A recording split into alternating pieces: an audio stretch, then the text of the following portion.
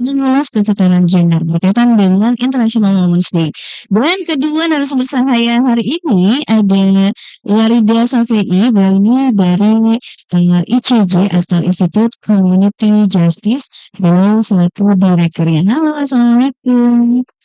Apakah boleh diulang? Saya mohon maaf ini belum naik mixernya. Iya, Bagaimana kabarnya hari ini? alhamdulillah baik-baik, sehat, alhamdulillah. Iya, terlihat kok dari ciri-cirinya wajahnya, Masya Allah ya. Tapi tidak hanya berdua dengan Bu Ida ya, Kak Ida. Ini juga sudah ada dari Direktur Dewi Keadilan, Ibu Jasmine Lestari. Saya supaya akrab saya panggil Ibu Umi aja ya, Kak Umi aja. Baik, apa kabar hari ini? Alhamdulillah baik. Baik, boleh didekatkan lagi mic-nya. Ya, terima kasih, senang bisa hadir kembali ya. Bukan yang pertama ini, yang keseringan kali. Waktu saya jadi hostnya bukan ya? Bukan berarti ya? Iya. Kopi. Iya benar-benar berarti jam pagi ya.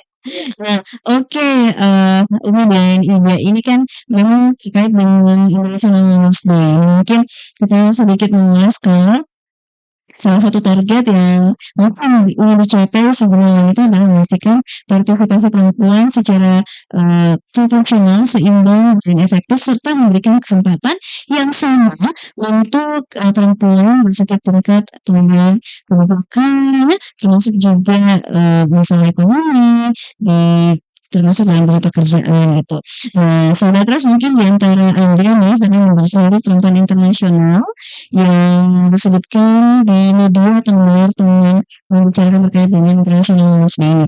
Karena memang ini jatuh di tanggal 9 Maret 2023 tentunya, setiap tahunnya. Tapi untuk kita hari itu dengan apa yang sedang dilakukan terkait dengan peringatannya, nanti bakalan saya ulas dengan kedua narasumber saya yang cerah-ceria sekali hari ini, nggak sama dengan cuaca kita ya. Iya. Cuaca kita nih agak-agak berdung, tapi kitanya tetap semangat di sini. Kita menyeimbangi dengan si cuaca di luar sana. Dan sahabat Anda juga mungkin sedang dalam perjalanan menikmati bincang-bincang kita ini, tetap stay tune di sini karena bakalan seru sekali. Oke, Ida dan juga Umi, mungkin bisa diceritakan seperti apa sih sebenarnya teman-teman melakukan aktivitas dalam hal mengulas terkait dengan kesetaraan gender ini. Bisa diceritakan dulu nih. Iya, saya mulai ya. Ya, terima kasih teman-teman dari RAS ya sudah menjadi mitra kami. Saya kira RAS FM ini salah satu mitra radio yang sangat intens ya, mempertanyakan bagaimana persoalan-persoalan perempuan dan anak ini bisa terus didengungkan. Nah, terkait dengan diskusi kita sore hari ini terkait dengan perayaan International Women's Day (IWD) tahun 2023. Nah, temanya tahun ini adalah Embrace Equity, ya, merangkul kesetaraan. Sebenarnya apa itu merangkul kesetaraan? Nah, perlu kami jelaskan, saya jelaskan sedikit sebelum masuk pada detail kegiatan-kegiatan kita tahun ini. Memang kita ini ada sebuah forum ya, koalisi, namanya koalisi lembaga stop kawin anak sebenarnya, yang di dalamnya terdiri dari kurang lebih 24 lembaga dan individu yang tergabung di dalam koalisi tersebut, yang memang kurang lebih hampir 5 tahun terakhir ini selalu bersama-sama untuk memperingati momen-momen terkait dengan persoalan perempuan dan anak. Nah, tahun ini terkait dengan IWD yang memang setiap tahun dilakukan, setiap tanggal 8 Maret setiap tahunnya itu dilaksanakan. Seperti tadi saya sampaikan bahwa temanya adalah merangkul kesetaraan. Nah, kenapa merangkul kesetaraan? Saya kira karena misalnya kita bicara di Sulawesi Selatan, kasus-kasus kekerasan pada perempuan dan anak di Sulawesi Selatan itu masih terus terjadi gitu ya. Katakan misalnya perkawinan anak ya yang menimpa anak-anak kita di Sulawesi Selatan. Sulawesi Selatan itu adalah salah satu provinsi di Indonesia yang sekitar tahun 2019-2020 itu adalah masuk pada 10 provinsi terbesar perkawinan anaknya. Nah, dengan adanya koalisi kita ini yang secara terus-menerus melakukan advokasi, kampanye, pendidikan-pendidikan mulai dari grassroots, teman-teman di perempuan, ibu-ibu, adik-adik, anak sekolah dan seterusnya, kita lakukan itu. Saat ini tahun 2021 khusus untuk pada angka perkawinan anak, Provinsi Sulawesi Selatan sudah tidak masuk pada 10 terbesar provinsi. Jadi kita juga cukup berbangga walaupun kita itu bekerja bukan sendiri, tetapi semua stakeholder bekerja, pemerintahnya, non pemerintahnya, dan termasuk teman-teman media saya kira yang sangat intens mengkampanyekan bagaimana misalnya stop perkawinan anak, karena salah satu tema yang kita angkat adalah untuk tahun ini juga adalah bagaimana pencegahan perkawinan anak terus didengungkan. Nah, itu salah satu, walaupun memang secara angka di Sulawesi Selatan, rata-rata nasional Sulawesi Selatan masih tinggi angka perkawinan anaknya. Nah, selain persoalan perkawinan anak, persoalan misalnya kekerasan fisik, non fisik, seksual, ini masih terus terjadi khususnya di Sulawesi Selatan, umumnya di Sulawesi Selatan dan khusus saya kira di Kota Makassar. Kalau data kita lihat dari DP3A itu bisa dicek lagi, tapi dari hasil diskusi kita dengan teman-teman DP3 itu ada peningkatan setiap tahunnya gitu. Nah, ini yang selalu kita dengungkan bagaimana. Nah, momen IWD ini salah satu momen yang penting kita peringati untuk bagaimana merangkul semua stakeholder ya, merangkul kekuatan-kekuatan yang ada supaya perlindungan terhadap perempuan dan anak ini tetap terjaga begitu terjadi. Saya kira itu untuk sementara. Baik, luar biasa sekali. Jadi ternyata memang memperhatikan atau menjadi pemerhati dari kasus kekerasan terhadap anak, termasuk juga tingkat kekerasan fisik dan seksual juga. Iya. Nanti kita bakalan cerita juga ya, saya minta tanggapannya terkait dengan kasus beberapa akhir ini yang melibatkan anak, pelaku maupun korbannya. Ini mungkin minta juga sudut pandangnya seperti apa. Tapi saya ke Ibu Umi dulu ya. Gimana nih terkait dengan teman-teman dari Dewi Keadilan sendiri melihat isu perempuan dan anak ini? Ya, baik, terima kasih. Jadi pertama-tama saya mengapresiasi juga ya untuk Ras FM yang selama ini sebagai mitra kawan-kawan koalisi dalam mengkampanyekan terkait dengan koalisi pencegahan perkawinan anak. Nah, untuk momentum IWD ini yang saat ini mengambil tema merangkul kesetaraan. Nah, ini kita lakukan bersama-sama karena ketika kita berbicara merangkul artinya kan itu ada kebersamaan di dalamnya. Nah, momentum ini kita bagaimana ketika ada persoalan-persoalan kita ada namanya kolaborasi, sinergitas dengan beberapa lembaga sehingga ini menjadi kuat, lebih kedengaran ya gaungnya ketika kita bersama-sama menggaungkan ketika ada terjadi persoalan-persoalan seperti itu. Nah, kita di sini sebagai bagian dari koalisi pencegahan perkawinan anak yang mengambil tema saat ini, karena tema ini kan sebenarnya tema internasional ya. Merangkul kesetaraan itu menjadi tema internasional karena selama ini kan banyak kawan-kawan kita yang yang mengalami korban kekerasan, tapi itu kan karena kita tidak bersama, kita tidak menyatukan persepsi sehingga ini ada yang tidak diselesaikan seperti itu. Nah, momentum ini bagaimana kita bersama-sama mengambil itu untuk kita gaungkan kesetaraan itu tidak ada. Kalau kita ambil prinsipnya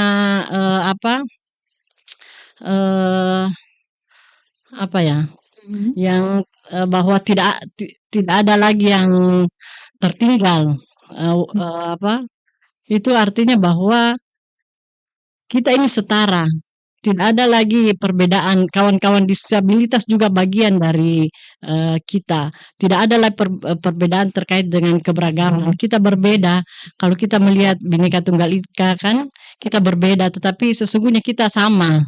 Karena kita beragam tapi kita bersatu gitu. Nah, ketika ada persoalan-persoalan itu lebih cepat digaungkan ketika kita merangkul perbedaan itu. Kira itu. Baik.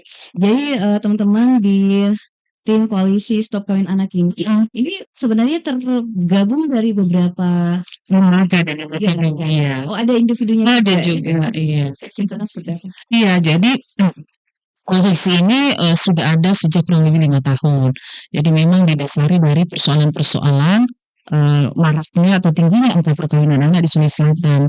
Nah, tergabung dari hampir 21 lembaga, kemudian pemerintah dan non-pemerintah, kemudian ada juga individu yang memang memang lembaga bekerja secara misalnya dari ASN tidak, tetapi secara individu mereka memiliki keprihatinan dan support yang tinggi pada semua kegiatan-kegiatan kita, baik itu secara material maupun non material. Jadi kami bersatu dalam lembaga itu. Jadi setiap misalnya ada kasus-kasus perempuan, anak, yuk kita diskusi lagi apa yang perlu kita lakukan ya gitu ya. Misalnya kemarin ya, misalnya kasus anak ya, yang kemarin yang meninggal.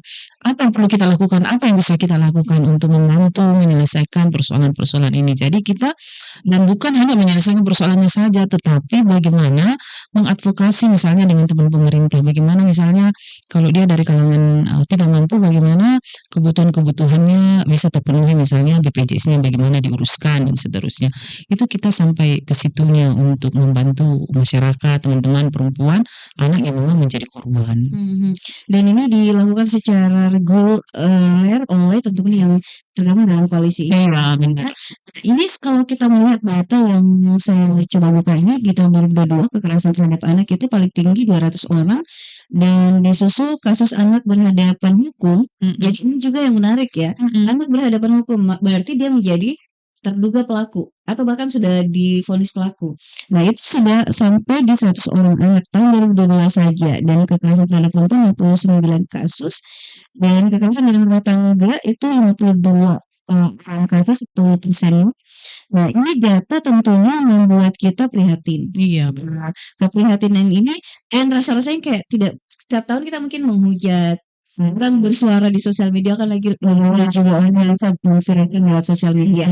Tapi ternyata di era seperti sekarang ini justru kasusnya semakin naik. Nah, bagaimana tanggapan teman-teman di koalisi ini untuk menyikapi ketika kasus ini justru bukannya terhenti, justru kok rasanya semakin banyak dan semakin vulgar gitu. Iya.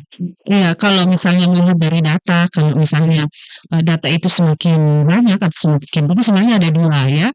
Yang pertama bahwa perempuan yang menjadi korban yang mengalami kasus kekerasan, entah itu perempuan dari kalangan menengah ke bawah atau ke atas itu satu tadi mereka sudah paham bahwa mereka harus melaporkan gitu kan. Mereka harus melaporkan kasusnya karena kalau dulu sebelum-sebelumnya kita sebelum kita melakukan kampanye yang sering melakukan kampanye, para perempuan ini jarang dan tidak mau melaporkan kasusnya. Nah, sekarang itu satu tadi perempuan atau korban-korban itu sudah mau melaporkan kasusnya. Yang lain bahwa lembaga-lembaga layanan khusus di Kota Makassar itu sudah semakin banyak gitu ya, sehingga kasus-kasus itu terdata dengan baik gitu. Jadi itu kalau misalnya tinggi sebenarnya ada 2 kan, perempuan mau melapor dan bersuara dan layanan juga sudah semakin tersedia di Kota Makassar khususnya karena ini kan kota yang sangat plural ya, besar gitu dan hampir semua suku, etnis dan kepercayaan ada di Makassar sehingga kasus-kasusnya juga modus-modusnya juga sangat bervariasi kalau di Kota Makassar. Nah, cuman tingginya kasus itu memang harus disikapi secara bijak gitu kan. Kalau misalnya kita di Kota Makassar dengan koalisi ini, beberapa kegiatan itu kita lakukan. Misalnya kita tetap kerjasama dengan, teman-teman Bapak Ibu di Dinas Pemberdayaan Perempuan. Misalnya di Dinas Pemberdayaan Perempuan itu ada namanya Pusat Pelayanan Terpadu. Nah, teman-teman di koalisi ini menjadi mitra dari, Dinas Pemberdayaan Perempuan. Misalnya ada korban perempuan yang sebenarnya perlu didampingi tetapi, dia tidak mampu membayar pengacara katakanlah. Di koalisi ini ada teman-teman pengacara. Nah, itu bisa kita dampingi gitu, secara gratis tentunya ya karena kan, kita memang, nafasnya adalah membantu begitu ya. Jadi itu kita kalau ada korban yang membutuhkan, pendampingan psikolog, di koalisi ini ada teman-teman psikolog yang bergabung. Nah, jadi kayak gitu, supaya semua, persoalan bisa, terselesaikan. Bagaimana urusannya dengan pemerintah? Kita advokasilah di pemerintah. Misalnya ada anggaran terkait dengan bagaimana teman-teman pendampingan ini mendampingi ke polisi, mendampingi ke Polrestabes, kan itu perlu transportnya. Bagaimana teman-teman di pemerintah mengalokasikan anggaran yang cukup untuk pemenuhan hak perempuan dan anak. Jadi kita berdiskusinya di situ dan mengadvokasinya secara bersama. Nah itu, jadi tingginya kasus tadi itu ada dua, memang ada layanannya sudah terbuka dengan baik, perempuannya juga sudah mampu berani melapor, dan kedua memang kasusnya tinggi begitu karena sudah tercatat. Jadi tadi kalau misalnya perempuan yang semakin banyak melapor berarti tentunya terdata. Iya. Ketika terdata, cuman konsekuensinya kadang-kadang terekspos. Nah, itu tapi ini juga menjadi efek hukuman sosial juga kepada pelaku gitu ya, iya. karena dia akhirnya terekspos, terbuka dan orang tanda petik menghujat yang membuat orang Iya. kepikiran, aduh jangan deh Iya. melakukan tindakan kesalahan sehingga dihujat netizen gitu ya. Tapi kalau Mhm. kasus anak itu Iya, kan ada rambu-rambunya. benar. Ya, misalnya blurkan mukanya, nama dan alamatnya tidak terlalu vulgar disebut. Kalau kasus anak itu kalau misalnya dia korban anak, tetapi kan kebanyakan juga teman-teman di media, mohon maaf, saya kira ini juga masih selalu menjadi perhatian pembelajaran kita bersama bagaimana mendampingi kalau misalnya ada kasus-kasus anak. Karena dari segi kesepakatan itu membuka secara vulgar muka korban anak itu tidak terlalu dibenarkan. Baik, luar biasa. Nah, ini bicara tentang anak, ya Mhm, kan, ini kan kita heboh sekali kemarin adanya kasus penculikan anak ya mhm, di Makassar yang pelakunya juga ternyata masih secara peraturan masih dianggap anak juga. mhm. Dengan iming-iming menjual organ. Aduh, ini kenapa bisa sampai sejauh itu? Nauzubillah ya.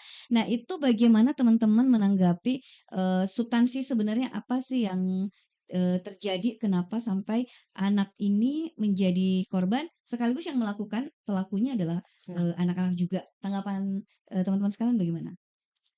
ya, Ya, silakan. nah itulah realitas ya, Mhm. realitas yang ada bahwa memang kita harus, tetap membuka ruang untuk, siapa ya, ketika, terjadi persoalan-persoalan seperti itu kita menyelesaikan dengan baik.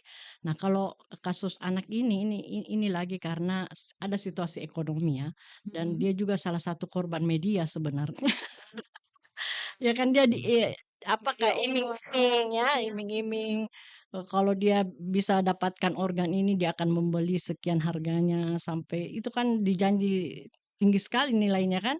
Nah, kalau anak-anak kan dia tidak berpikir dampak, karena dia masih anak, sehingga apapun dia bisa lakukan untuk membahagiakan orang tuanya, kan seperti itu. Dia tidak tahu bahwa ternyata ini justru, menghancurkan Iya. keluarganya. Nah, Bukan bukan kalau misalnya membahagiakan orang tua mungkin sedikit tanda petik sedikit iya, klise, tapi iya, memang mereka gaya hidupnya hedon. iya, Jadi iya. gara-gara gaya hidup hedon, kemudian bimbingan nilai-nilai yang kering, akhirnya Ah, mereka sangat mudah untuk terperosok iya, kepada mendapatkan uang dengan cara cepat, iya, iya, gitu, instan, tanpa memperhatikan boleh atau tidak iya, perilakunya. Nah, bagaimana teman-teman melakukan pendampingan terhadap anak mhm. supaya, pendek akal seperti itu bisa terminimalisir terhadap anak? Iya. Sebenarnya itu juga kan bagian dari tanggung jawab orang tua ya, Baik, utama, pertama tetap orang menekankan tua, pada orang ya tuanya orang gitu tua ya. ini menjadi tanggung jawab, Mhm. ini penuh ya, kenapa anak ini sampai kebablasan seperti itu ya, keluar sampai ini peran orang tua kan bagaimana melindungi anaknya. Nah, di mana orang tua sampai anak ini berani melakukan hal seperti itu. Nah, kalau kita koalisi, cegah kawin anak kan ya, kita tetap, mendorong bagaimana supaya, anak ini tetap dilindungi sebenarnya, karena dia ini korban juga kan. Dia ini adalah korban, media kan, Mhm. karena ada kondisi ekonomi yang sehingga dia melakukan hal seperti itu. Kemudian ini juga persoalan karena, apa, sama-sama dia dia di-backing sebenarnya, ada temannya kan yang ini, Mhm. sehingga dia, berani melakukan ini. Nah, teman-teman koalisi juga kan, Sebenarnya ada, kolaborasi ya kita Ya. lakukan, untuk bagaimana kawan-kawan didampingi tetap ini yang, kasus-kasus seperti ini. Saya kira kawan ICJ selama ini juga, tetap intens, khusus di LPA ya, mungkin LPA juga telah banyak melakukan hal-hal yang, membantu ya pelaku ini, walaupun sebenarnya dia juga korban, karena itu saya bilang tadi korban media dan sebagainya. Mmm. Heeh. Iya, baik. Berarti memang tetap, kembali kepada men-support orang tua, memberikan Iya. pendampingan yang benar, pola asuh yang baik, Iya. kemudian penanaman nilai-nilai yang kalau kita beragama Muslim misalnya nilai-nilai Islam Iya. harus dijaga betul, dan juga tentunya nilai-nilai moral itu harus tetap Mhm. dimiliki. Nah, bagaimana teman-teman di koalisi ini kan ternyata kasus anak ini banyak yang dirasakan sekali dampak Mhm. kriminalitas. Nah, Iya. itu bagaimana pendampingan terkait hal itu? Terkait Iya. dengan, pelaku kriminalitas atau korban kriminal. Iya. Memang kalau anak ini memang ini jadi persoalan yang tantangan lah ya Iya, bagi iya. kita semua karena persoalan anak itu kalau, eee, orang mengatakan bahwa walaupun dia lahir bukan dari rahimmu, Iya. itu kan, mereka adalah anak-anakmu, itu kan kalau bisa kita lihat Khalil Gibran itu, Kepekaan sosial gitu. kita. Makanya kalau dalam prinsip perlindungan anak itu, yang paling utama tadi itu benar sekali orang tua. Orang tua yang harus memiliki tanggung jawab paling besar terhadap anak. Tetapi kan persoalannya realita kita, banyak anak-anak yang tidak memiliki orang tua. Nah, ada orang tuanya tapi tidak memiliki baik. Justru yang kasus kemarin ini kan orang tuanya berpisah kan? Orang tua kandung, ibu ada di Malaysia, bapak ada di Makassar. Oh, jadi secara physically ibunya memang tidak ada. Ada di Malaysia. Nah, anak ini tinggal sama neneknya gitu kan. Betul, betul. Nah, ini kan, pengasuhan nenek yang memang tidak mau tahu begitu ya apa yang terjadi. Karena memang juga ada kondisi ekonomi sehingga anak ini menjadi ya begitulah katakan tidak terlalu mendapat perhatian lah gitu. Nah, bagaimana kami, menyikapi hal Iya. ini misalnya dia jadi pelaku gitu kan. Nah, kita di koalisi itu kan ada teman-teman LBH, ada teman-teman lembaga perlindungan anak, ada teman-teman dari, psikolog gitu Iya. kan. Jadi biasanya kita, berbagi peran. Kayak kemarin ini kan dua-duanya anak. Iya. Misalnya, jadi coba kita bagi peran, LBH mungkin akan mendampingi yang, menjadi pelaku, yang tersangka pelaku ya, yang diduga menjadi pelaku. Yang secara korbannya yang juga, tentu dia adalah keluarga dari anak ini, bagaimana mendampingi dari segi sosialnya, karena ini contoh satu kasus saja ya Iya, yang kita kemarin ambil contoh ini iya aja gitu. dulu. Eee, kita coba mengadvokasi bagaimana dia mendapatkan, yang tadi saya sampaikan, ada BPJS-nya kah atau tidak, sehingga dia mampu berobat. Dia pernah dapat bantuan kah di keluarganya? Tidak. Terus bagaimana dengan sekolahnya? Karena biar bagaimanapun, haknya itu tetap harus dapat pendidikan walaupun dia menjadi tersangka di, dalam proses hukum. Nah, inilah juga yang dimaksud dengan anak yang berhadapan dengan hukum, dia tetap harus mendapatkan hak-haknya. Jadi sampai sebegitu kita mengadvokasi, kita mendampingi bagaimana anak-anak ini bisa tetap mendapatkan haknya dan perlindungannya. Nah, selain orang tua tentu ada lingkungan. Nah, ini yang menjadi tantangan kita. Lingkungan yang kita lihat saat ini sudah tidak terlalu ramah bagi anak-anak. Coba Mibi kita bayangkan kalau ada di sudut-sudut RT anak-anak yang mojok-mojok laki perempuan, kita sudah tidak peduli gitu kan. Kalau orang tua kita dulu cerita, biasanya itu lewat saja di depan orang tua takut. Nah, ini sekarang anak-anak mojok berduaan tidak ada yang tegur gitu ya. Itu karena menganggap bukan anaknya gitu. Padahal itu adalah kewajiban kita sebagai yang ada di lingkungan anak-anak itu, punya punya kewajiban untuk misalnya menegur, menanyakan kenapa masih di luar begitu.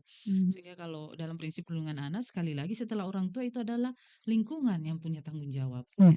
gitu. Jadi kita juga punya lingkungan itu juga banyak kan, lingkungannya itu RT RW termasuk media. Nah, yang tadi itu kan karena persoalan media melihat dari media, Google gitu yang, meminta mengambil organ tubuh untuk dibeli. Nah, itu kan korban media. Jadi biar anak ini tetap jadi korban, korban dari lingkungan media yang tidak ramah pada anak. Nah, ini juga adalah tantangan kita bagi semua. Jadi boleh dikatakan bahwa permasalahan sistemik gitu ya. Iya. Baik baik. Nah, ini kembali lagi nih ke International Women's Day, Iya karena kan tema tahun ini adalah Embrace Equity. iya, Nah, equity. iya, seperti apa sih sebenarnya, eee, substansi yang ingin dicapai dari tema ini? Bisa diceritakan? Iya, Mungkin silakan Umi dulu, silakan. Bu Kumi. Ya, ya, seperti yang saya sampaikan tadi bahwa merangkul kesetaraan itu ya harus Mhm, bersama-sama. Ya. mhm, Momentum International Women Day ini memang bukan hanya di Makassar, tapi ini seluruh dunia ya merayakan IWD ini. mhm, Nah, eh, kalau kita kembali ke Sustainable Development Goals ya, ada mhm, poin di situ yang dikatakan bahwa tidak satu pun yang tertinggal. Itu kita punya hak yang sama, ya. Jadi kita setara. Nah, ini diperkuat lagi dengan tema ini bahwa penting melakukan kebersamaan, merangkul bersama. Jadi tidak ada lagi perbedaan, tidak ada lagi kelas-kelas. Kalau mungkin yang sebelumnya itu ada istilahnya kelas dilihat orang dari kelas-kelasnya gitu kan, termasuk misalnya orang yang mau bekerja harus dilihat dulu dari fisiknya, bagaimana fisiknya. Artinya kan itu tidak memberikan ruang kepada siapapun untuk bisa bekerja. Wah, mhm, kawan-kawan disabilitas juga ini punya hak untuk bekerja.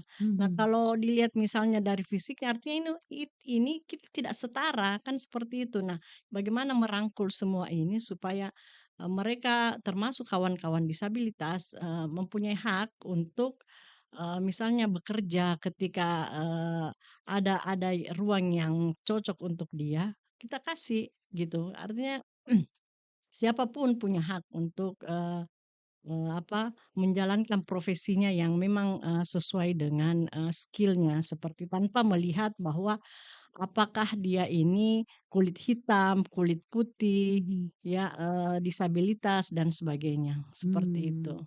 Ya, Nah, itulah salah satu maknanya ya. Mungkin ya, bisa ditambahkan oleh Ida ya, terkait Iya, dengan tema tahun ini? iya, tema kita merangkul kesetaraan. Ya, sebenarnya kan awalnya berdasar dari angka-angka tadi ya, yang Mhm, masih sama bahkan cenderung naik kan angka-angka kasus kekerasan perempuan dan anak, perkawinan anak, kekerasan seksual, sampai pada kekerasan online itu ya. Sebenarnya berangkat dari itu. Nah, kita ingin semua orang bergerak gitu ya, ya, semua orang bergerak sehingga kasus itu sebenarnya bisa hilang ya, kalau bisa hilang.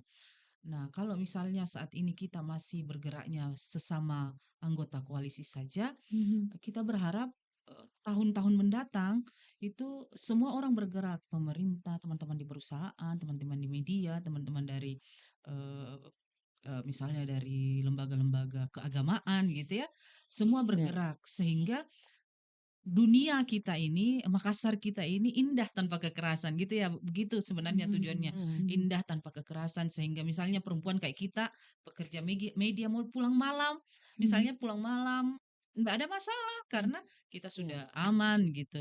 Teman-teman kayak kami yang lembaga bekerja biasa sampai malam gitu, mhm, kita nggak perlu was-was lagi karena lingkungan kita sudah aman. Sebenarnya itu tujuannya sehingga kita hidup dengan damai, itu sebenarnya. Nah, menuju damai itu perlu bekerja bersama, merangkul bersama, memperkuat jejaring bersama. Jadi bukan hanya kami-kami saja yang lembaga dan media, tetapi semua orang, semua sektor, itu mhm. termasuk pemerintah dan non pemerintah. Nah, Itu. nanti mungkin bakalan kita, ulas lagi seperti apa rangkaian ini katanya ada rangkaian Iya, kegiatan ada ya, kan kegiatan. menuju International Women's Day peringatan puncak peringatannya mungkin di Kota Makassar. Saya bakalan mau detaili, cuman, kalau kita bicara tentang kasus dulu nih Iya. ya, bagaimana warga atau orang yang, dalam hal ini menjadi korban, Mhm. itu melakukan pengaduan mungkin ke teman-teman koalisi.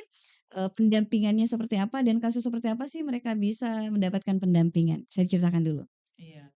Nanti Ibu Umi bisa tambahkan karena beliau adalah salah satu pendamping. Kalau di koalisi sekali lagi saya sampaikan bahwa kami ada berbagai lembaga termasuk teman-teman LBH, psikolog, teman-teman dari pemerintah gitu ya. Sehingga hampir semua kasus gitu ya, yang bisa kita, temani begitu, bisa kita tangani gitu ya. Tapi terpusat ke perempuan dan anak saja? Iya, hampir perempuan Mmm, dan anak. Karena, eee, kalau misalnya dari perspektif, perlindungannya mereka adalah kelompok rentan. Kelompok rentan itu kan termasuk adalah kelompok yang, sangat besar dampak bila terjadi sesuatu pada mereka. Misalnya katakanlah, perceraian gitu ya, seorang suami dan istri bercerai yang paling kena dampak adalah anaknya, gitu. Jadi mereka adalah termasuk pada kategori kelompok rentan, perempuan, anak, lansia, itu kategori-kategori yang masuk kelompok rentan sehingga kami, fokusnya lebih fokus di situ ya. Pertama karena memang kita juga ini lembaga yang memang concern di situ jadi memang, itu. Nah, teman-teman, yang melayani berbagai kasus itu sangat banyak, berbagai macam, kasus kekerasan seksual, fisik, anak, hampir semuanya ada.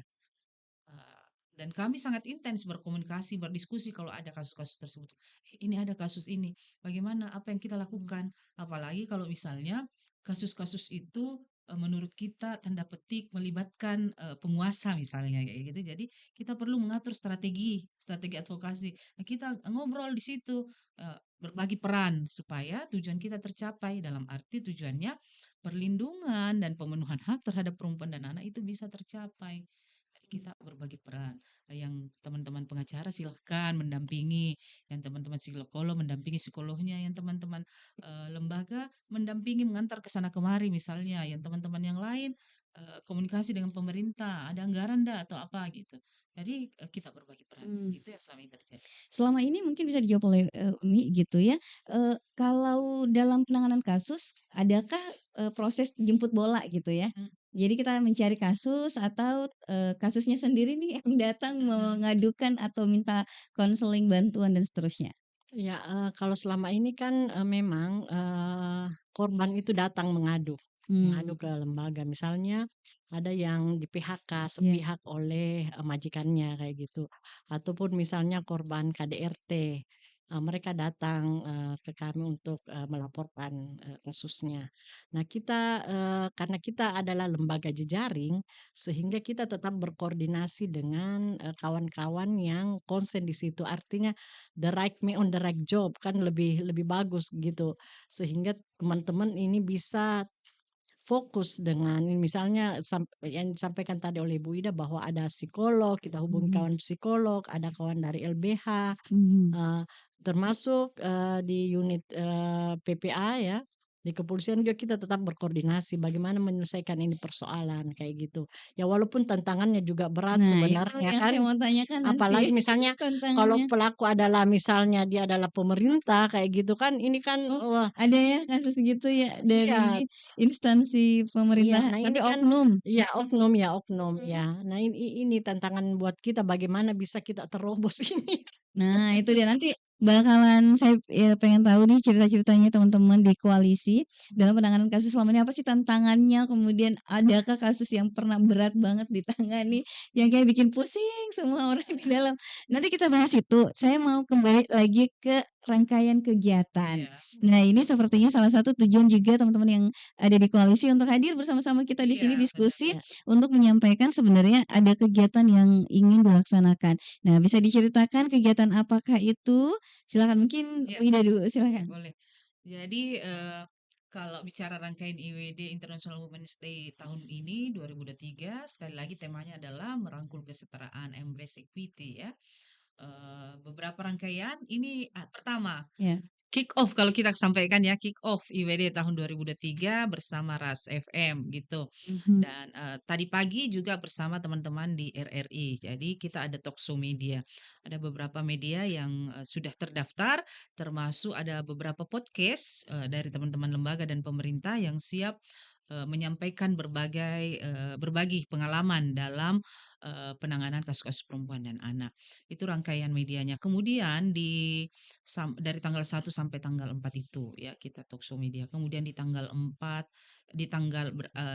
7 rencana kita ada, berbagi pengetahuan di kampus. gitu ya, berbagi pengetahuan di kampus di kalau tidak salah teman-teman memilih di UIN Alauddin Makassar. Nah, itu kita sudah akan diterima oleh rektor di sana untuk beraudiens. Nah, kenapa kita memilih kampus? Ini yang perlu kita juga saya kira sampaikan bahwa saat ini kan memang kampus menjadi salah satu tempat Mhm. atau lokasi yang banyak juga terjadi kasus-kasus entah itu kekerasan fisik ataupun kekerasan seksual. Saya kira baru-baru viral kasus-kasus kekerasan seksual dari kampus di salah satu kampus di Makassar. Itu juga kami dampingi tuh. Kami advokasi untuk yang kasus-kasus kekerasan seksual di kampus.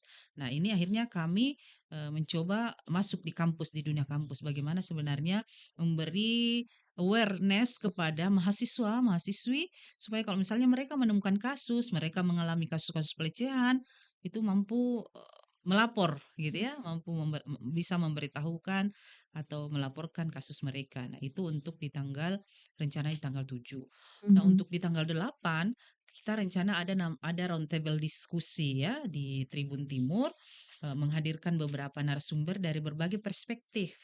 Misalnya tadi kita mau ada sosiolog yang berbicara tentang bagaimana sih sebenarnya perlindungan terhadap perempuan dan anak dari pandangan sosiolog. Apa sih sebenarnya hambatan dan tantangannya dari perspektif sosial gitu. Kemudian kita juga menghadirkan teman-teman koalisi yang bekerja pada isu perencanaan ya, perencanaan pembangunan. Kemudian dari Berarti dari unsur pemerintahan kah ada, narasumbernya? ada juga dari DP3A Ada. Ya. Sulsel akan Mhm. berbicara tentang bagaimana kebijakan Provinsi Sulawesi Selatan terhadap pelindungan perempuan dan anak. Kemudian ada unsur media, ada dari teman-teman disabilitas. Kita Mhm. juga mau dengar bagaimana pengalamannya selama ini dalam mengakses misalnya pembangunan di Kota Makassar atau di Sulawesi Selatan. Itu di tanggal 8. Nah, di tanggal 9 adalah puncaknya kita. Mhm. Puncaknya kita karena kita berada di ibu kota Sulawesi Selatan, di Makassar, kita coba melakukannya di lorong wisata. Mhm. Di daerah Tello ada namanya Long Wisit Tanggal nih, 9. tanggal Iya. 9 siang. Iya. Long Wisit nih kita mencoba menghadirkan beberapa tokoh di situ Mhm. dan dalam rangkaian hari puncak itu kita akan bekerja sama dengan Dinas Pemberdayaan Perempuan tentu, ada teman-teman dari DPRD Sulsel dan Kota Makassar.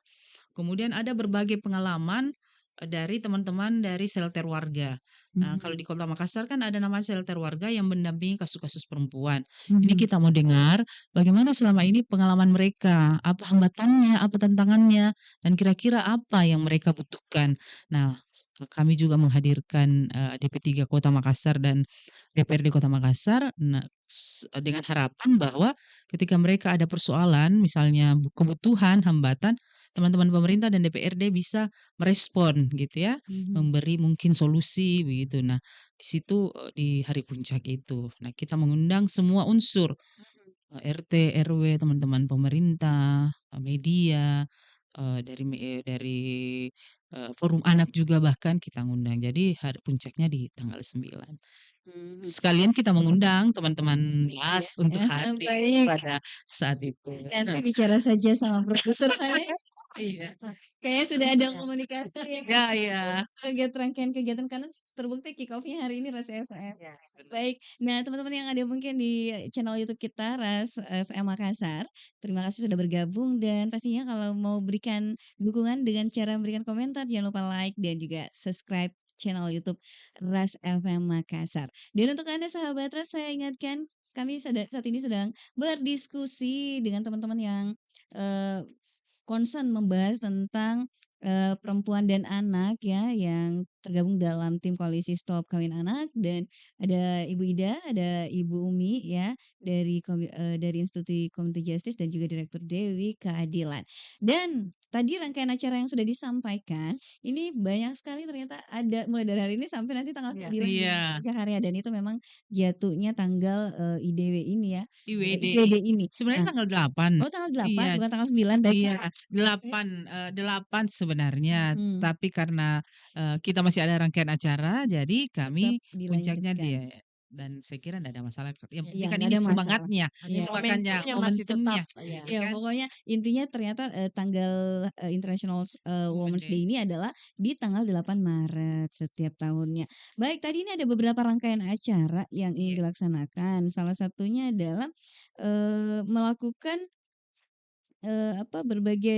berbagi pengetahuan di kampus. Nah, ini berbagi pengetahuan di kampus apakah hanya dalam dalam bentuk, audiensi ke pihak, rektorat kampus atau ada acara diskusi bersama mahasiswanya? Ada acara. Mhm. Jadi ada acara talkshow begitu, jadi Mhm. menghadirkan teman-teman mahasiswa untuk mendengarkan, terkait dengan isu ini. Misalnya karena kita rencana mengundang di kampus kan saat ini sudah ada namanya tim Satgas, Iya. pencegahan kekerasan seksual.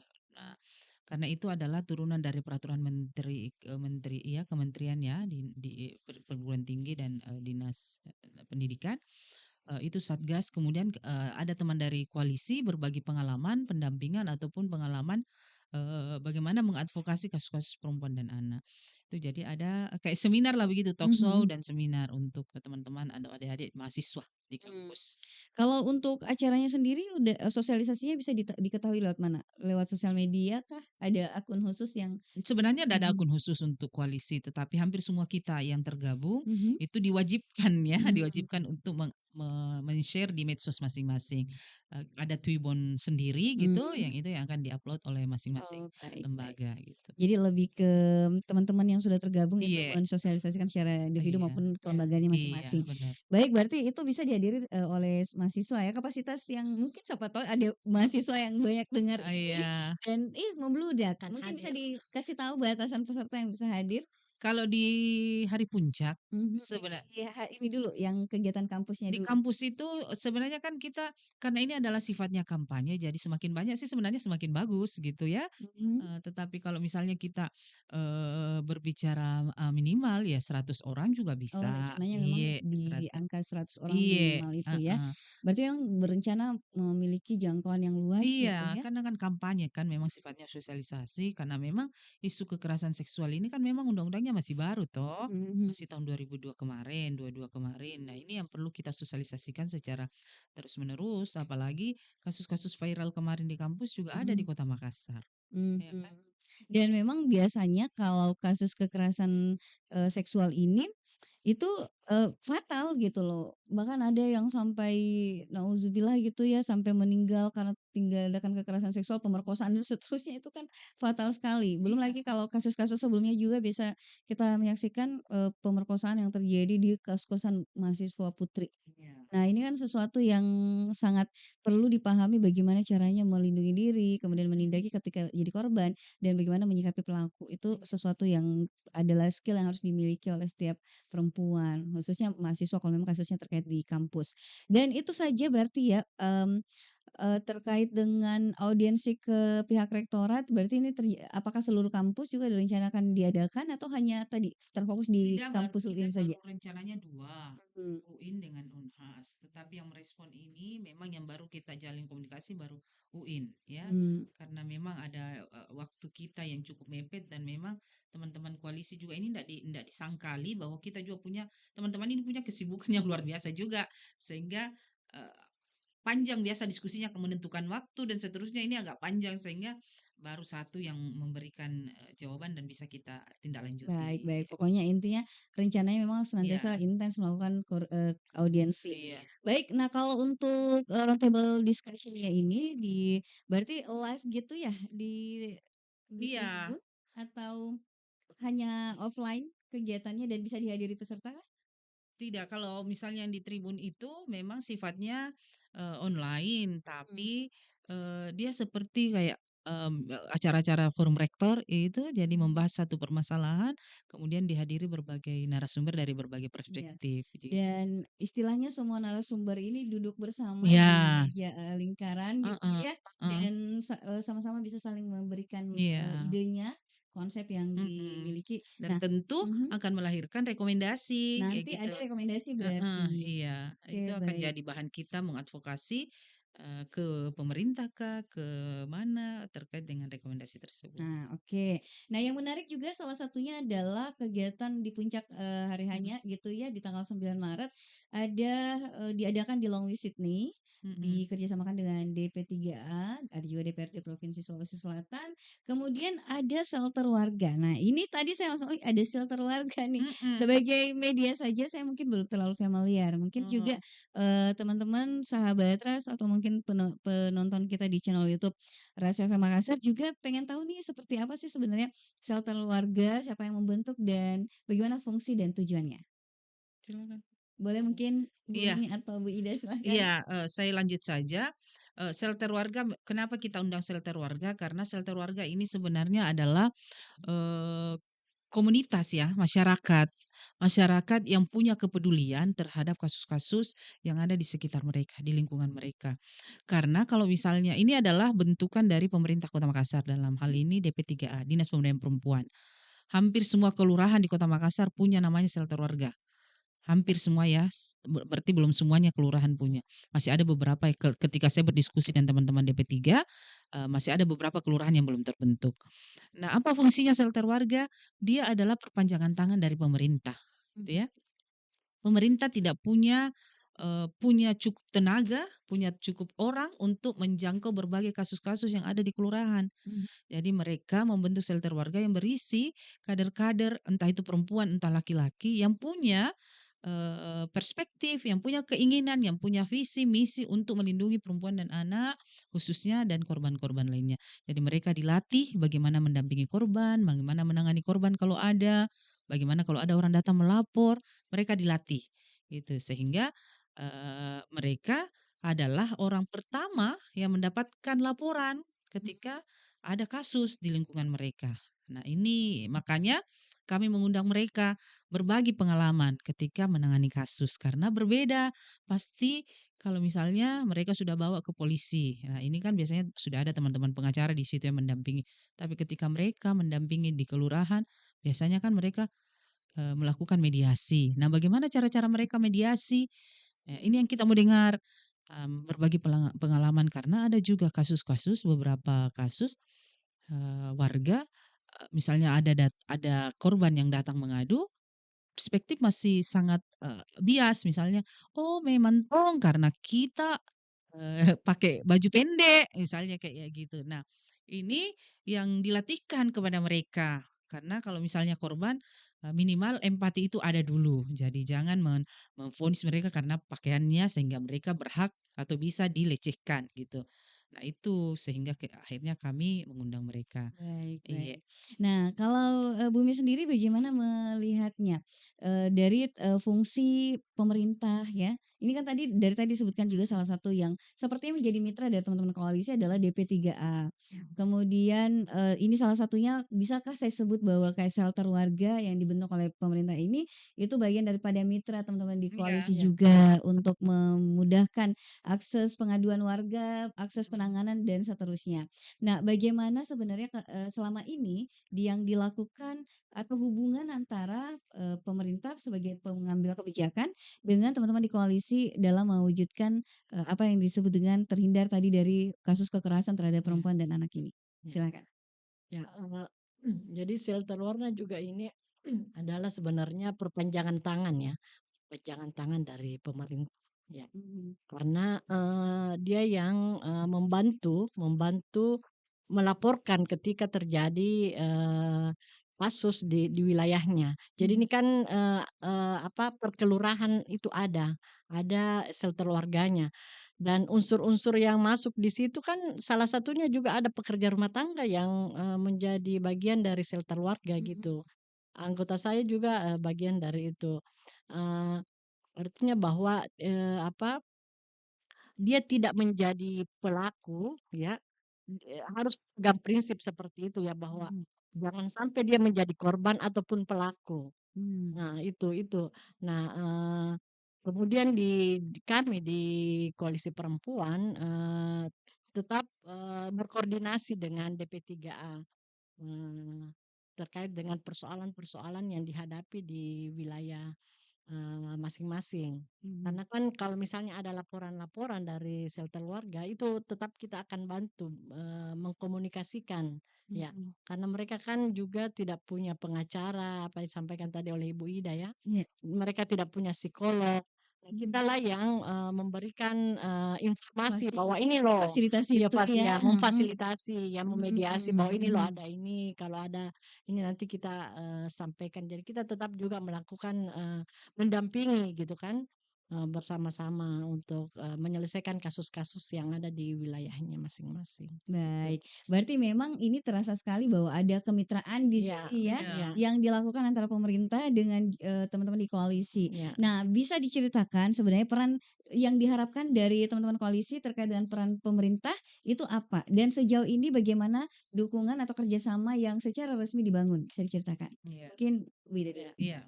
Kalau misalnya, kerjasama dengan, teman pemerintah, khususnya dengan teman DP3A, hubungannya selama ini sudah sangat bagus ya, sudah Iya. sangat baik. Bahkan di grup kita, di koalisi itu teman-teman pemerintah masuk gitu ya. Iya. Ada teman-teman, kepala dinas DP3A Makassar, ada menjadi bagian dalam, grup Grup iya, wa grup WA WA ya. gitu Iya, ya? grup WA ya, Yang tadi koalisi. narasumber mana? Narasumber di pagi tadi, Iya. Kepala Dinas DP3A Kota Makassar. Mhm. Bahkan juga yang termasuk teman-teman shelter ada bergabung di koalisi gitu. Jadi Iya.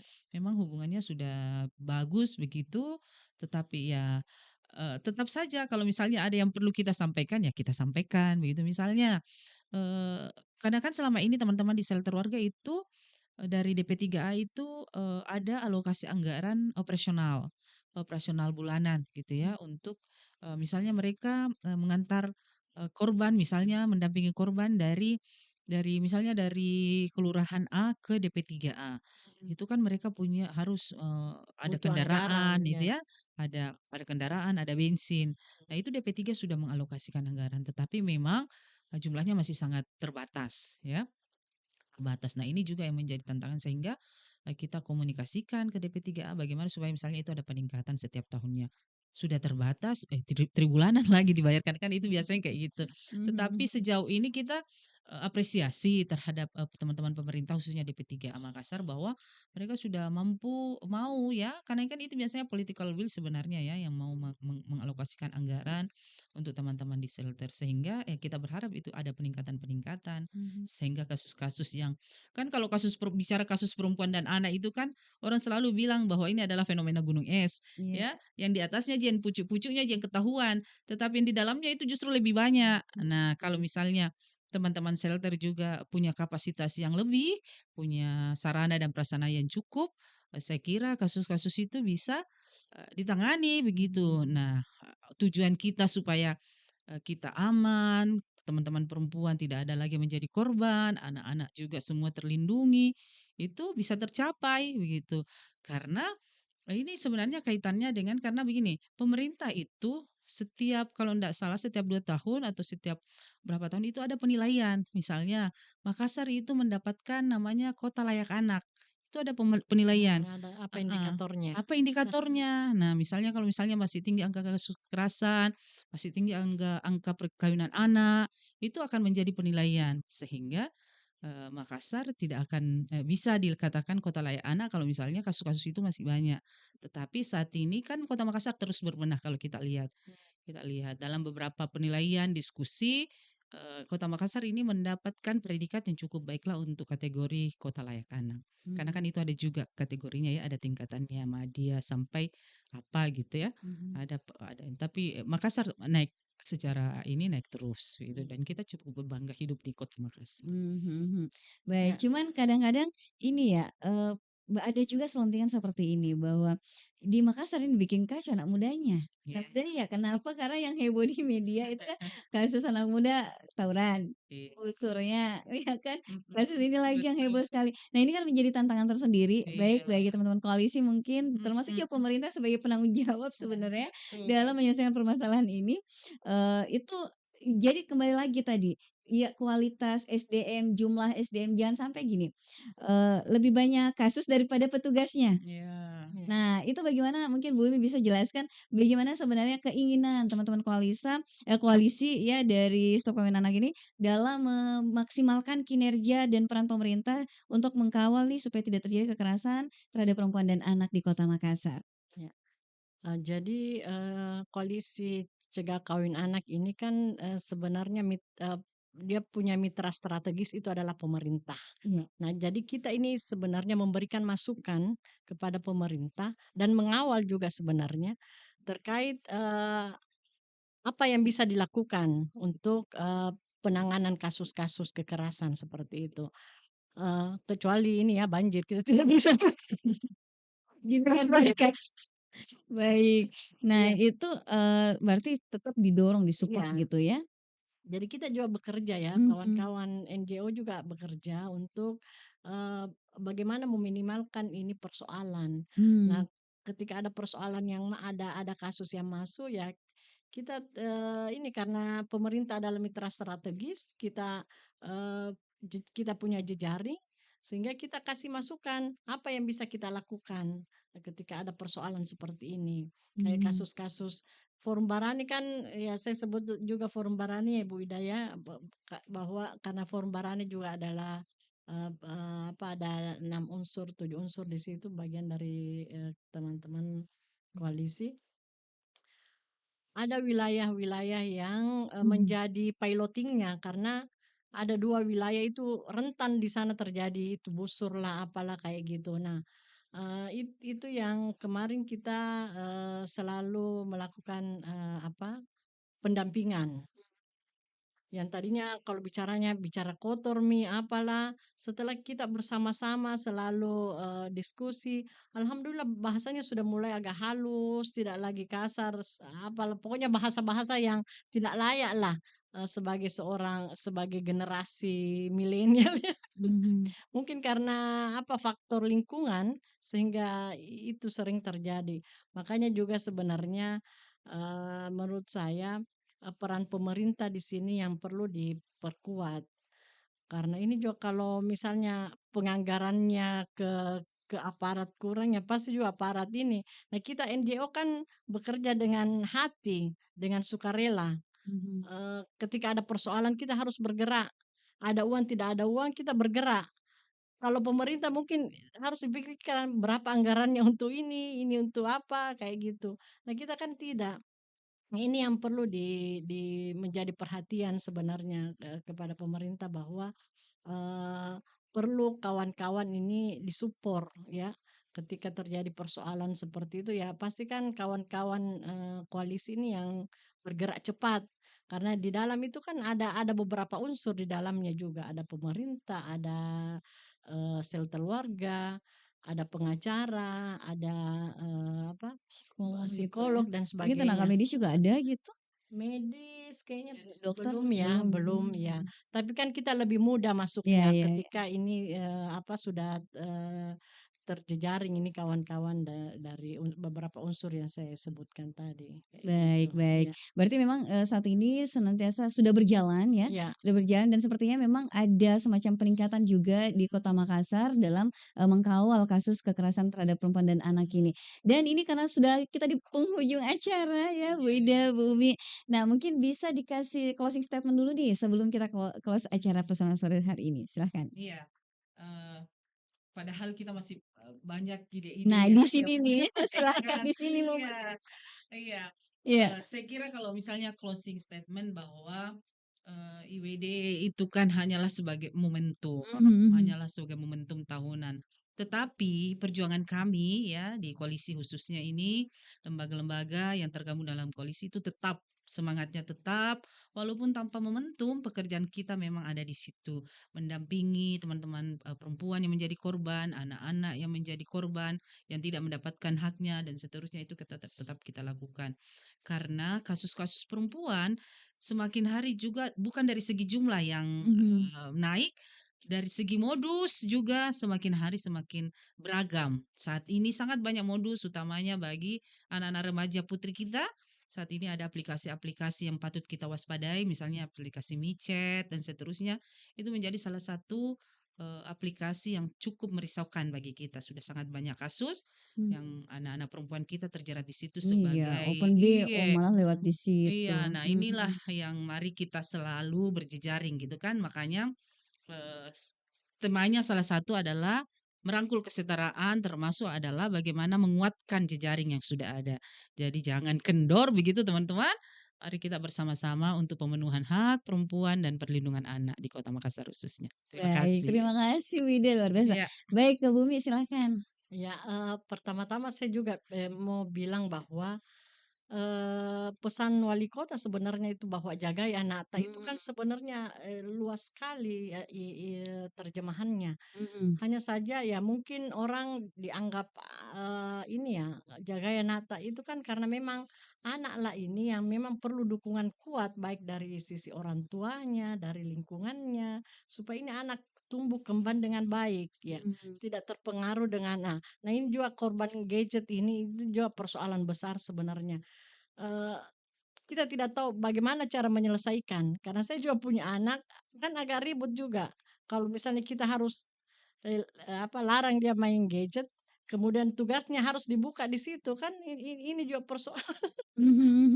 Nah, momentum ini menjadikan kita semua, sebagai, masyarakat, khususnya OMS, organisasi masyarakat sipil, bersatu padu untuk saling menguatkan ya, saling merangkul, tidak satu pun orang yang tertinggal, tidak satu pun orang yang, terabaikan. Jadi kita bersama-sama menyelesaikan persoalan dengan baik tanpa ada yang terdiskriminasi, seperti itu.